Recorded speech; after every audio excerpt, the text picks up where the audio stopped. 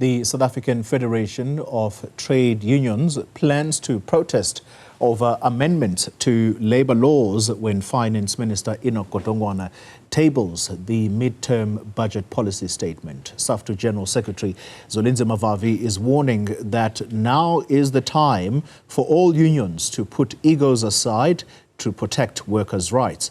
Business reporter Ntokozo Khumalo reports.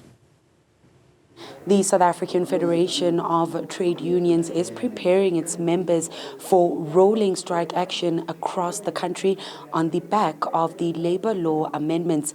It says the amendments is an attack on the livelihood of the country's working class. The union's General Secretary Zwelinzima Vavi says workers have been on the defensive since the 1996 Growth, Employment and Redistribution Strategy. According to the union, the amendments are making workers the scapegoats for low economic growth while benefiting the private sector and the government. Vavi says workers are already struggling under the pressure of the rising cost of living crisis with little support, adding that it's from that perspective that the amendments should be viewed. Put differently, the proposed labour amendments are not merely technical legal proposals for precision or efficiency. These laws reflect the brazen class warfare waged by the capitalist class and a government that is doing its bidding. The union plans to kick off its mass action against the amendments in Cape Town next week when Finance Minister Enoch Godongwana delivers the midterm budget policy statement. We have no doubt in our mind that that statement will constitute a further assault on the working class itself.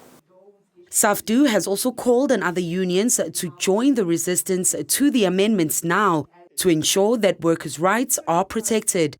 The union is also of the view that COSATU acted prematurely with its national strike action on October 7th, instead of waiting for this opportunity to mobilize in defense of workers. A labor analyst attending the union's briefing outlined that labor law amendments have been taking place over the past 3 decades as a balancing act in the economy.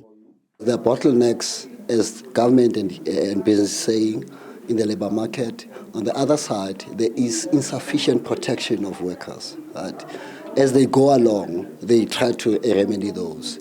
Musi says the union's mass action could lead to a real conversation between social partners about how to grow the economy and create jobs sustainably.